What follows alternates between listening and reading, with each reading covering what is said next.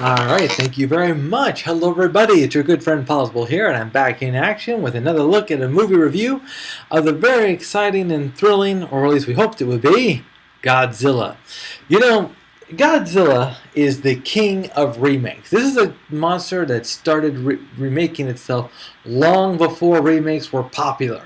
He's one of the longest running movie series ever. I think he even started before James Bond. James Bond came out in the 60s. He came out in the 50s. So Godzilla has a huge history, huge following. And after what happened back in 1998 with the Matthew Broderick mess, it's no doubt that he's been needing a reboot for quite some time. A lot of people actually were told several years ago that he was retired, that they were not going to make any more Godzilla movies. But you know what? He just has too big of a fan base. There's too many people that like him too much, so they can't stop making movies about him. This particular movie is more like the old school Godzilla, where it's Godzilla versus monster. When it comes to Godzilla, there's three basic stories that come to mind right off the bat. Godzilla versus a monster, another big monster like Mothra, Rodan, something like that. Godzilla versus aliens, kind of the same things, but the aliens brought in Mechagodzilla. And Godzilla versus man, where basically Godzilla comes in and decides to destroy the city before going back into the ocean. The monster's been defeated several times. He has just gone back into the ocean several times. And each time he finds a way back regardless, okay? I can't even remember how often they've changed up Godzilla. There's the original Godzilla died in the first Godzilla movie, but they found a way to bring back his son, and then his uncle, and then his nephew, and then an alien version of him, and stuff like that. He's a big beast. He is nature's ultimate vengeance. When nature gets upset, he brings back balance.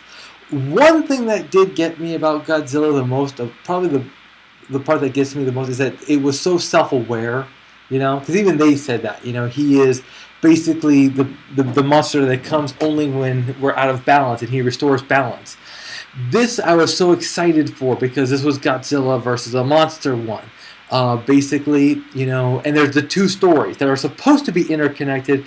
However, if you never knew about the human part, you never would have cared.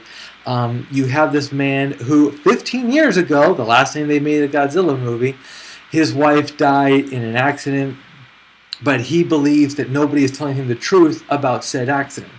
So he keeps looking for answers, and he keeps trying to figure out what happened while his son moves on, gets his life back, and gets a family of his own. The father keeps getting himself into trouble, though. Keeps getting arrested by trespassing. So the son, who just got home from his tour in the military, has to go to Japan to pick him up, only to learn that the human race has been protecting and studying this monster egg that was discovered a long time, that was discovered 15 years as well. All of this is interconnected. The death of his wife, and then this egg being discovered, and all that good stuff. There's also, of course, radioactivity. You can't have Godzilla without having an explanation of radioactivity. I don't know about this. For right or for wrong, they really don't talk about Godzilla's origin. That's not important in this movie. He just is there. And apparently all those nuclear tests were not nuclear tests, but a chance to destroy Godzilla. So not only has this humongous monster been wandering around the town, but they've also been dropping bombs on him and been successfully in covering him up for over 60 years. A stretch of disbelief, to be sure. Now, that's not the number one complaint about Godzilla. The real number one complaint simply comes actually from Steven Spielberg, who has nothing to do with this movie, but he did make the movie Jaws. Now, when Steven Spielberg made the movie Jaws, he had a philosophy, which basically said, the movie will be better the longer I don't show the shark. Okay? I'm sure you've heard of that a dozen times. It's a famous quote, even on the IMDb page on Jaws. There's something there that says that quote. They felt like Godzilla needed that exact same premise. Let's not show Godzilla until I think it was 30, 45 minutes into the movie. you know, we had to get into this background so we watched these guys deal with their grief and try to get their lives back type of thing before Godzilla even shows up. When he shows up, his battle goes from being a front row seat battle to a it's on TV and some kid is watching it battle. There's another time he's doing a battle and the doors are closing and we can't see it anymore.